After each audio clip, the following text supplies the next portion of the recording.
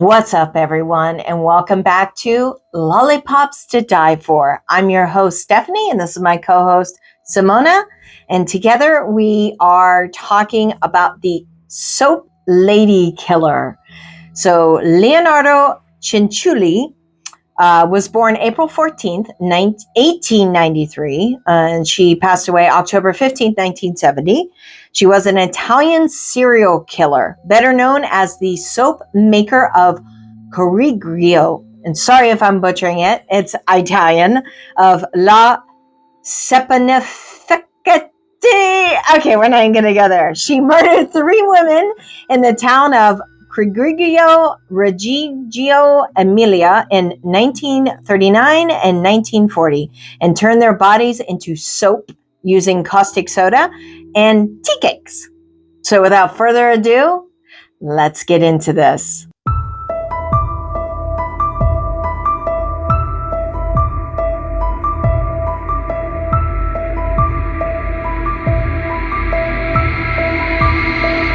Welcome, everyone. So we're going to start this with one of the most fearsome psychopathic killers of the world. And interestingly enough, only 15% of population are psychopathic killers, women. So we're going to talk today about the soap killer, soap lady killer, Leonarda Cianciulli. She is one of Italy's most fearsome psychopathic killers. She's not what it seems. She was far from normal. She seemed to very like an old lady, pretty normal, and looked very loving and caring and taking care of everybody. But inside, she was a very sadistic murderer. And in the case of most psychopathic killers, this started at her young age. She apparently tried to kill herself, not just once but twice, while she was young. And I guess if that explains why she became a killer, I guess everybody that tries to commit themselves is. Yeah, maybe. So Leonarda, I can't even have that role like you do, Cianciulli, was born in Montella Avellino in what was then known as the Kingdom of Italy. She attempted suicide twice in her youth.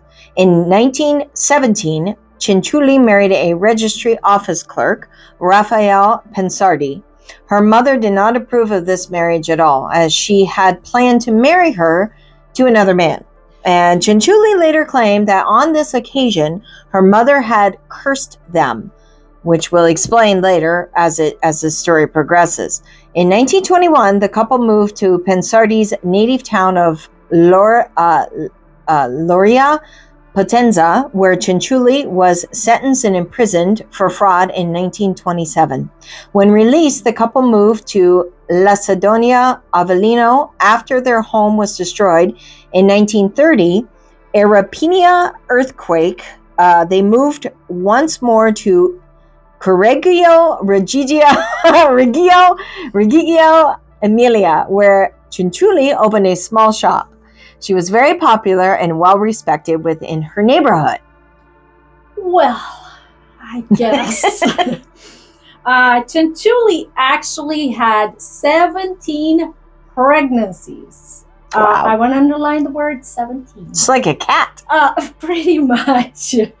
So she had 17 pregnancies during her marriage, and she lost 3 of her children to miscarriage. Out of those, 10 of them died in their youth. Consequently, she was very protective of the remaining 4. Also, just a disclosure, most women that have pregnancies and that many kids go Cocoa or Cocoa Puff. So that also explains her hormone levels. Also, her fears were fueled by a warning when it came to her kids, because she was so obsessed with their demise. She actually went to a fortune teller that basically told her to find out what is going to happen, if they die young or not. So apparently the fortune teller told her that In your right palm, I see prison. In your left, I see a criminal asylum, which Wow. will prove to be very foretelling. So when World War II started, Leonardo's oldest son, Giuseppe, told her of his plans to join the army. This is one of the reasons many believe she completely lost her already unstable mind. Giuseppe would be directly in harm's way, and this was particularly upsetting as he was Leonardo's favorite remaining child. She felt especially helpless to protect him, let alone her other children, until she came up with a truly awful idea. Well, she became pretty obsessed with the situation of her children and if they're gonna die young or not. Of course. So she became very convinced in her sick mind that she has to offer sacrifice for their safety, and this is how she's gonna protect them and keep them away from harm. So wow. So in 1939, Cianciulli learned that her eldest son and her favorite child, Giuseppe, was going to join the Royal Italian Army in preparation for the Second World War. She was determined to protect him at all costs, and it came to the conclusion that his safety required human sacrifices. Let me just state that again. Human sacrifices. Cianciulli found her victims in 3 middle-aged women that were all neighbors of hers. But what a sweet neighbor, and we think that we have bad neighbors, okay? So we'll start with her first murder. So her first murder was one of her neighbors. Her name was Faustina Setti. She was the first of her victims. This lady was basically a lifelong spinster. She had come for help to find a husband. Cianciulli was known in the community for being a great psychic. Ugh. And that's why a lot of her neighbors, especially older ladies and spinsters, would go and ask for advice, like how to find a husband, how to, I guess, make money, whatever. So this lady goes to her, and Cianciulli tells her that she will find a suitable partner in a city called Pola, but asks her to tell nobody about this. Of course. This is like something that she foretells, and she shouldn't tell anybody until it happens. Right. But she also persuaded Faustina Setti to write letters to all her friends and family before she would leave for this city called Pola, to tell them that everything's fine and she's happy and she found her love, So Setti prepares for the departure, but before she leaves, of course, she goes and visits Leonarda, and she is trying to have one last to go hooray with her.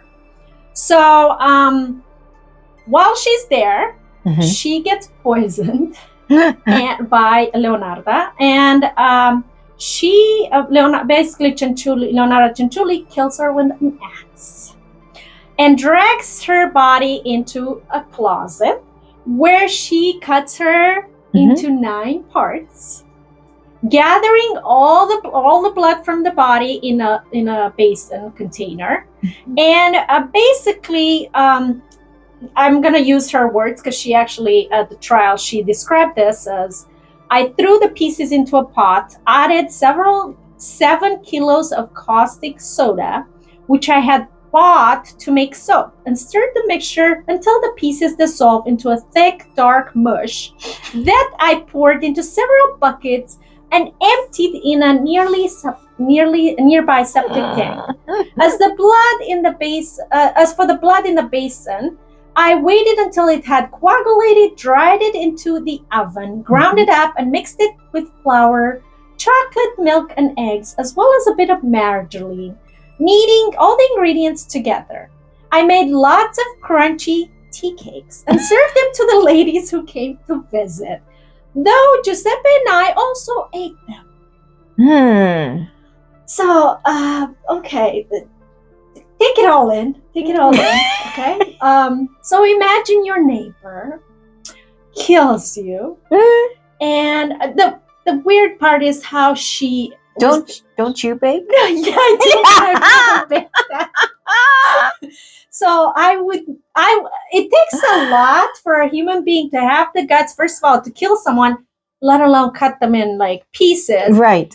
But to take the blood and basically dry it up and grind it up, that takes a special kind of human. It does. So did she got the life savings, right? So that's yes. I forgot to conclude why she killed this particular woman. So she killed Faustina Seti to get her life savings, because back in those days, everybody would carry their cash if they moved from one city to another. So Faustina Seti had her life saving of 30,000 lire, which is the Italian coin, as payment for her services. So she took that money. That's why I think originally she did it, because she wanted the money for it.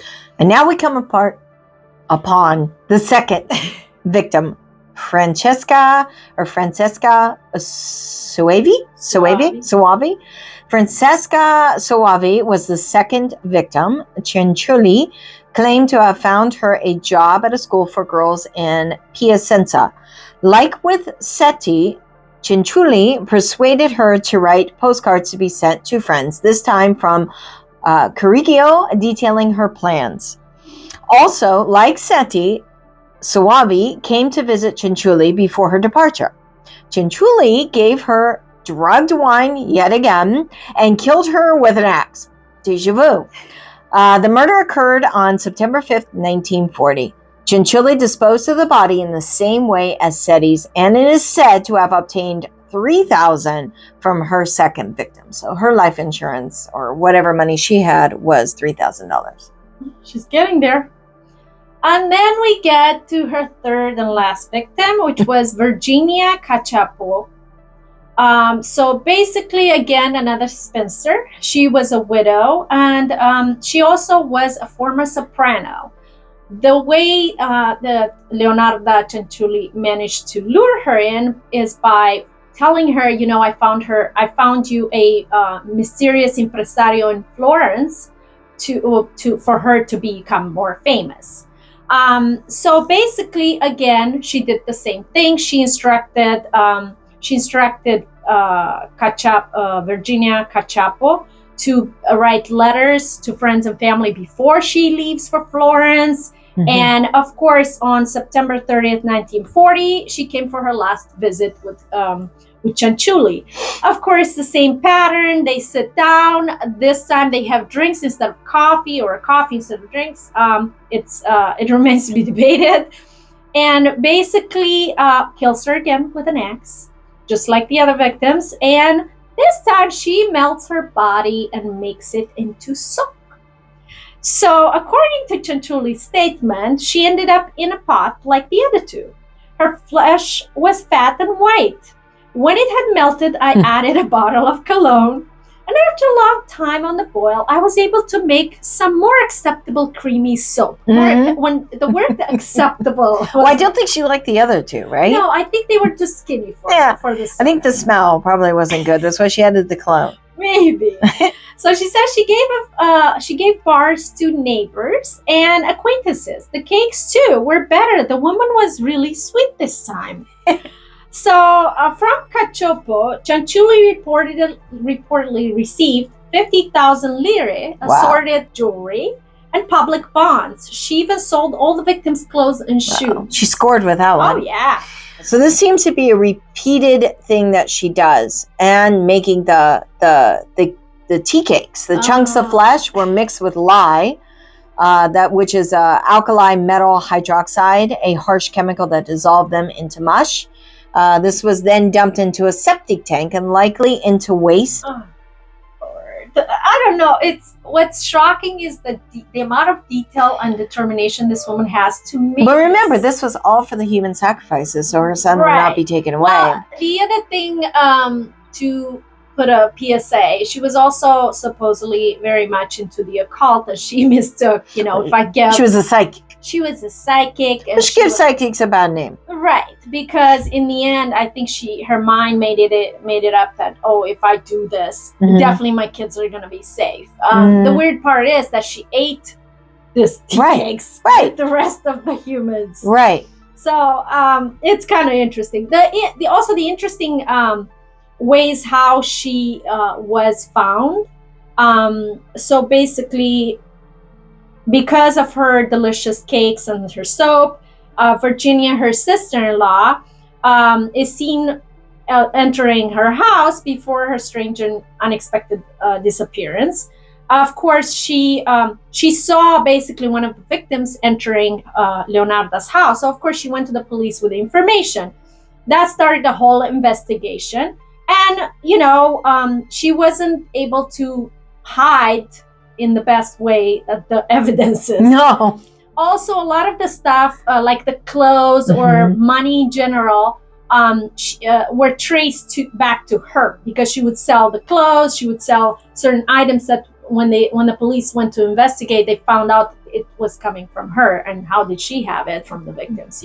Wow. So in the end, because they found all this hardcore evidence against her, she confessed.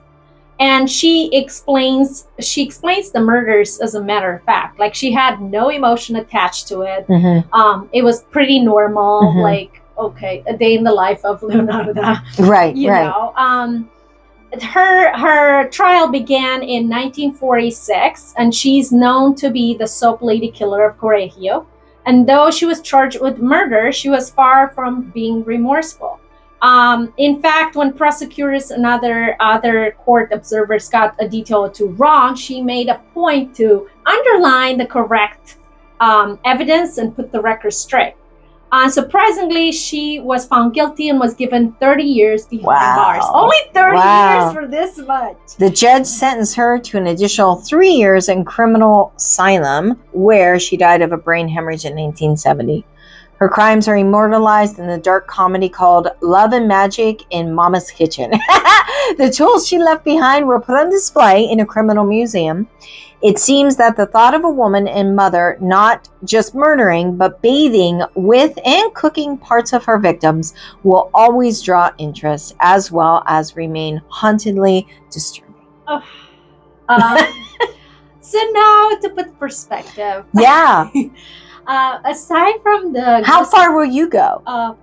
Pretty much, who knows? I mean, number one, as a woman, you only need this much to be taken off. That's true. As a woman. Now, number two, if you look back and you think of the amount of pregnancies she's had, the amount of hormone shifts she's had, true, you can't judge, because that takes a toll on the human brain. But she had it was said that, wasn't it, that her mother was raped by her own father, so that means she was inbred. Right. So that might have caused some psychological issues right there, because there was incest happening. Right. So yeah, I think she was doomed right from the start. And her upbringing wasn't the best with her parents, with her mom. Her mom hated her because of that. We've talked about this in private. Realistically, everybody in this world has trauma from childhood, a little bit or a lot, but that doesn't make it doesn't defy you. Yeah, and it doesn't define you, and doesn't make you a psychopathic killer. Let's go on a spree. It's like, deal with it, move on. Right. Don't live in it. Right. Then we get into the shadow work, which is ridiculous. But at the same time, as a woman, also, we have to recognize that as a woman, because of how our bodies and our brain chemistry is, it only takes this little to put you over the edge and make you be a murderer. But it's also on what choices you make in life. Do I want to become a murderer and go to prison? Right. Yeah. Or do I take the time to make it into tea cakes and soap? Right. I was thinking to myself, would I ever sit down and dry the blood and make it into? Well, you might. I don't think, unless I hate someone that bad, but I don't think so. Yeah, I don't think if I hate them that much, I don't think I'd want to eat them. Because that's taking in their energy. I always think trash for trash. Right. So I think I would do something that would define them as trash. I wouldn't take the time to make them look glorious and somebody else to enjoy. Yeah, right. Take the trash out. Yeah. But this is one case. We wanted to start with the woman, because people think, oh, women are not. There are not that many psychopathic killer women. True. Which They're not. It's only like 10-15% of population, but there still is very, very gruesome ones, even more than men, I would say. True. So, Alrighty. I hope you enjoyed it. Yes. Thank you for watching, and we shall see you next time. And remember, the truth is always scarier. Bye-bye, everyone. Bye-bye.